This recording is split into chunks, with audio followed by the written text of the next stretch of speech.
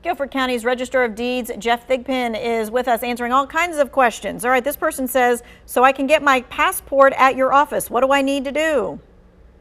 We need you to appear in person. It's a walk-in office, so you can come into our office from 8:30 to 3 every day, Monday through Friday. There's a form called a DS-11. That is a U.S. passport form that you have to fill out. That has you can bring a birth certificate with you, certificate of naturalization, consular report, birth abroad. There's certain ID requirements that come with it, and bring a valid state issued ID. We can do the passport photo on site, and so bring those things with you. And for the fees, I would say go to guilforddeeds.com, and that'll be able to run you through the fee structure related to it. There are different requirements, or things that you need to bring in if you have a child that's 16 and under. Okay. And so I'm going to refer all that online. Right, because it's a lot of information. All right. This person says, what papers do you need to take to the Register of Deeds when your spouse passes away? Someone said death certificate and the will. Is that correct? Well, the clerk of court's office is the office that when people are trying to settle an estate, they are the ones that you have to bring multiple pieces of information to.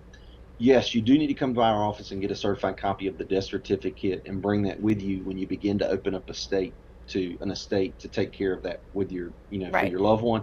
That's the Guilford County Clerk of Court's office, Special Proceedings Office. Okay. This person says, can I get a copy of a divorce through the Register of Deeds office? No, that's another clerk of court issue. My good friend Lisa Johnson Tompkins, people always get us confused, but we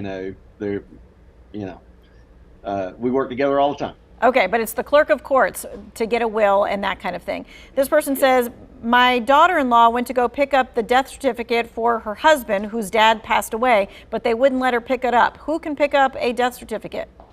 Okay, there's North Carolina General Statute 130A93C.